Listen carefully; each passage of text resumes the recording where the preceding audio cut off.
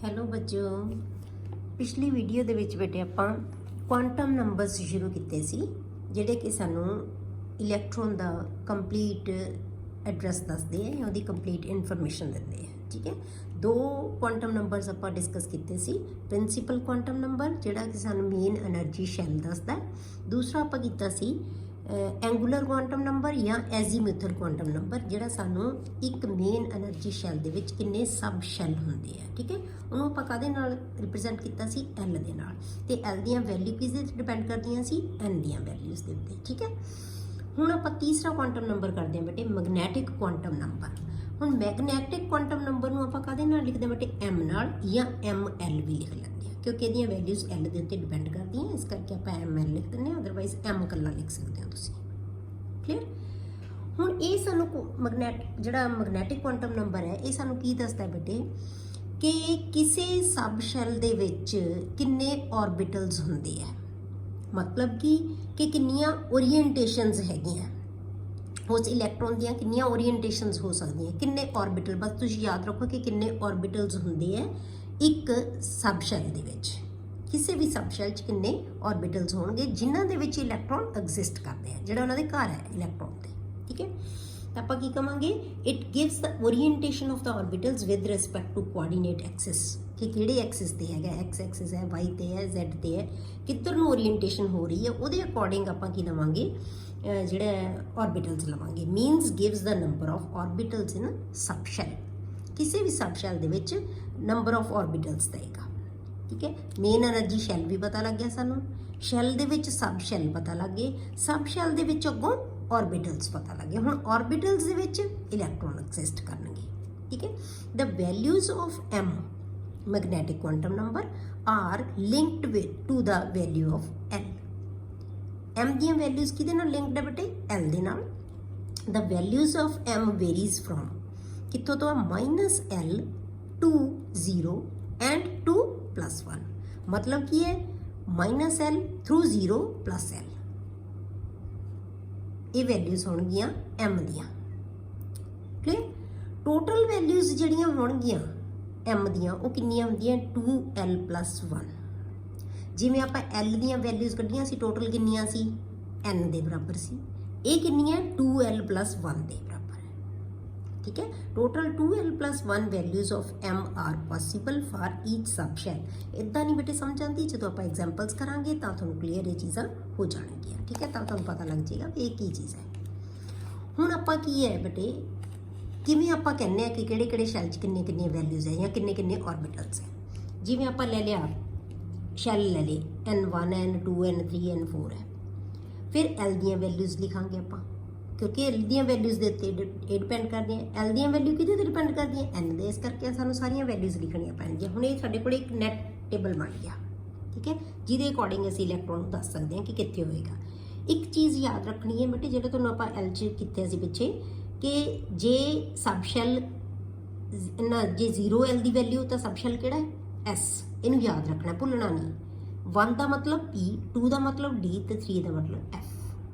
ਜੇ ਤੁਹਾਨੂੰ S ਦਿੱਤਾ ਹੋਇਆ ਤਾਂ ਇਹਦਾ ਮਤਲਬ L ਦੀ ਵੈਲਿਊ 0 ਹੈ। ਅੰਡਰਸਟੂਡ ਹੈ ਕਿ ਇਹਨੂੰ ਭੁੱਲਣਾ ਨਹੀਂ ਤੁਸੀਂ ਕਦੇ ਵੀ।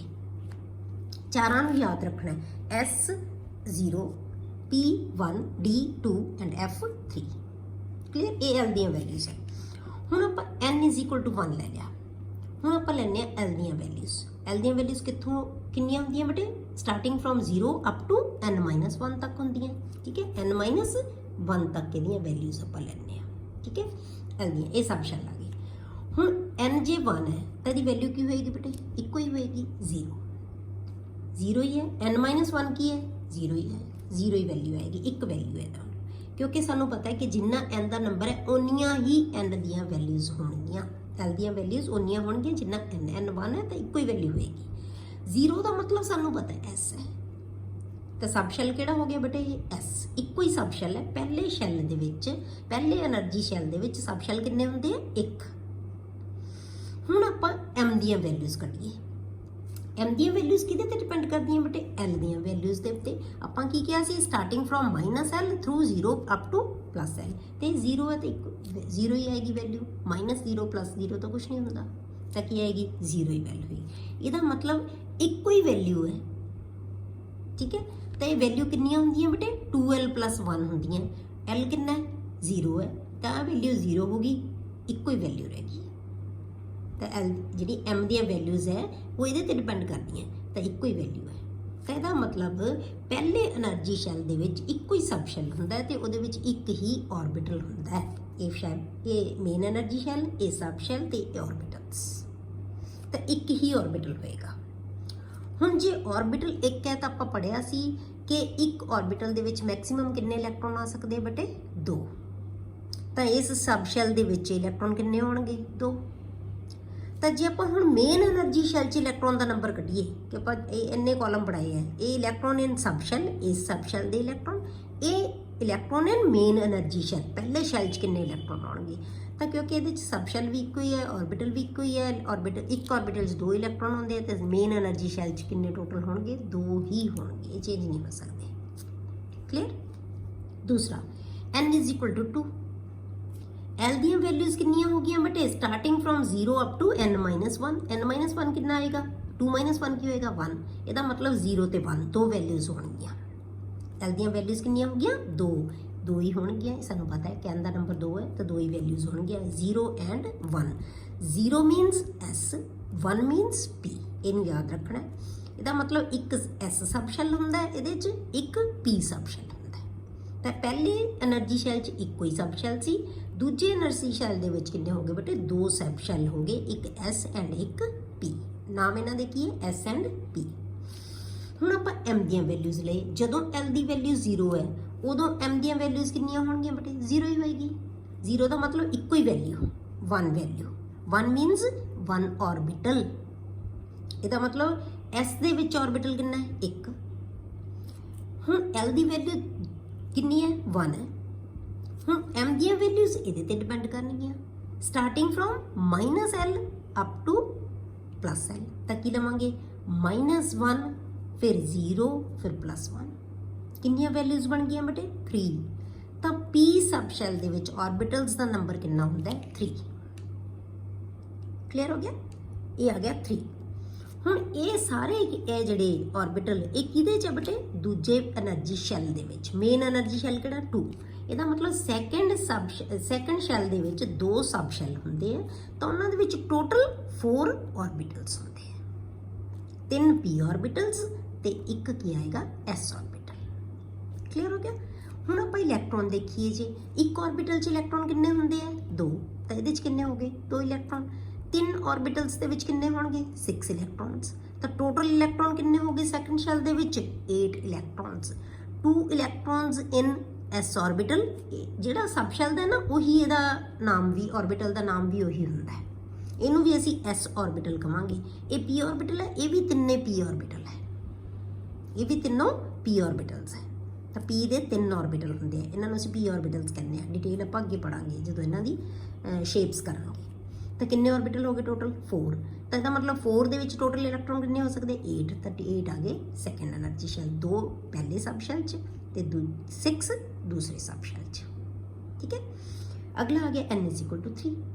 जो आप n=3 लैंदे तो फिर आप की लवांगे बेटे जो 3 की वैल्यू होएगी n की, तो L दी वैल्यूज कितनियां होणगियां 0, 1 एंड 2। अप टू कितना लेना है n-1, 3-1 की होएगा 2 तक वैल्यूज जाणगियां। 0 तो स्टार्ट करना है, 0 1 2। 0 means S, 1 means P, 2 मीनस D। ਇਹਦਾ मतलब तीसरे एनर्जी शैल ਦੇ ਵਿੱਚ 3 सब शैल ਹੁੰਦੇ ਆ, ਤਾਂ ਸਾਨੂੰ ਪਤਾ ਲੱਗ ਗਿਆ ਕਿ n ਦੀ ਵੈਲਿਊ ਜਿੰਨੀ ਹੁੰਦੀ ਹੈ ਨਾ ਉਨੀ ਉਹਦੇ सब शैल ਹੁੰਦੇ ਆ। 3 सब शैल है, ਕਿਹੜੇ ਕਿਹੜੇ ਬੇਟੇ S, P ਤੇ D। ਪਹਿਲੇ ਚ ਕੱਲਾ ਹੀ S ਸੀ, ਦੂਜੇ ਚ S, P ਸੀ, ਤੀਜੇ ਚ S, P ਤੇ D ਹੋ ਗਏ। Clear.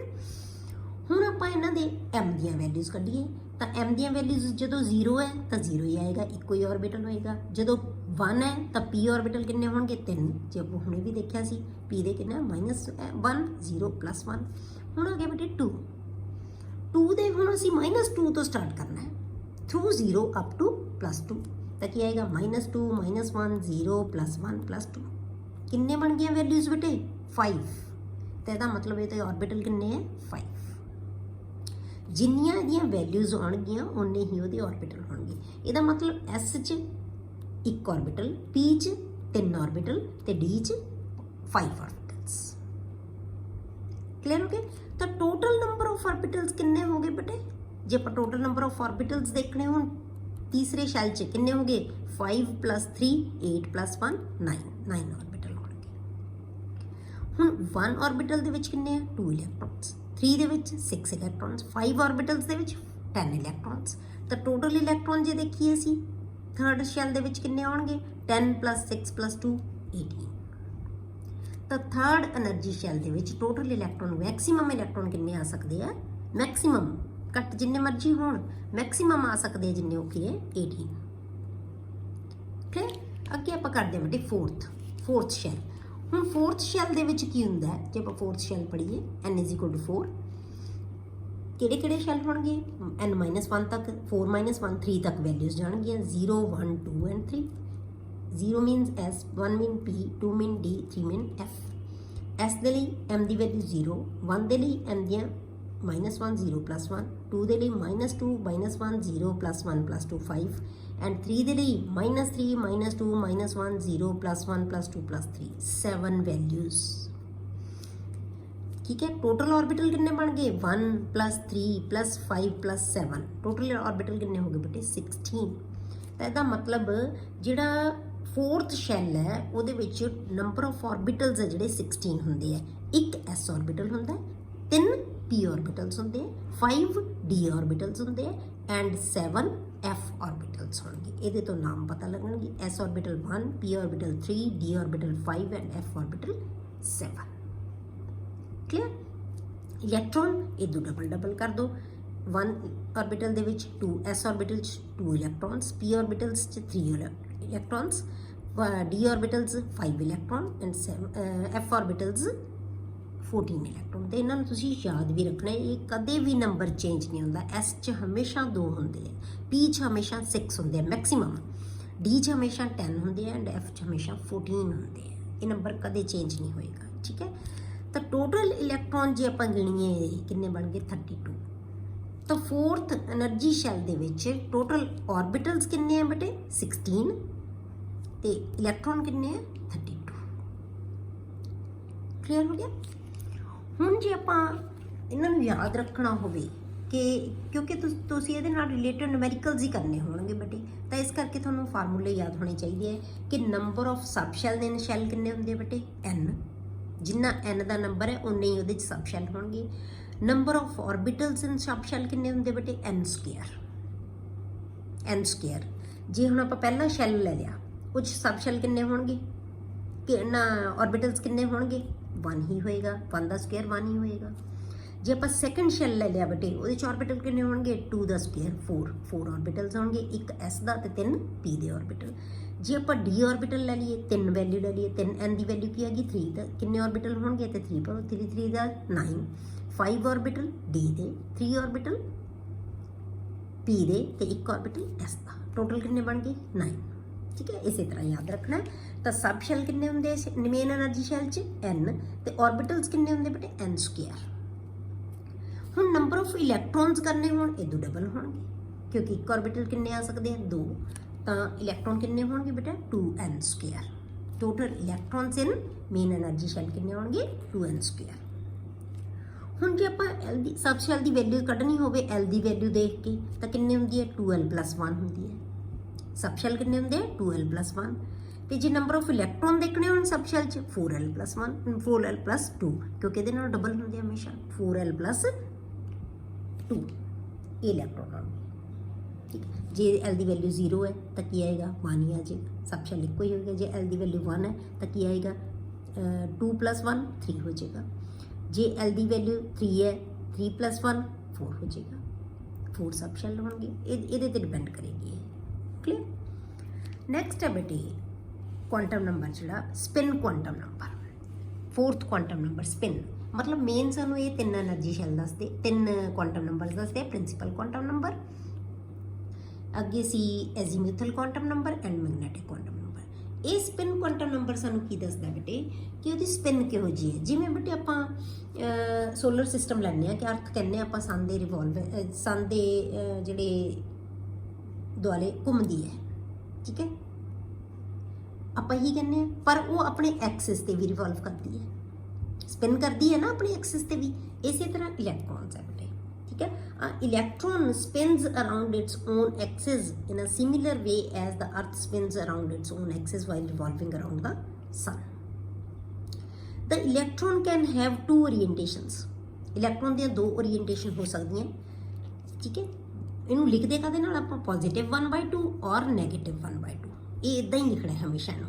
These are called two spin states of electron and are represented by two arrows, spin upward और spin downward। एक एरो पाता स्पिन अपवर्ड है, एक एरो पाता अपन स्पिन डाउनवर्ड है।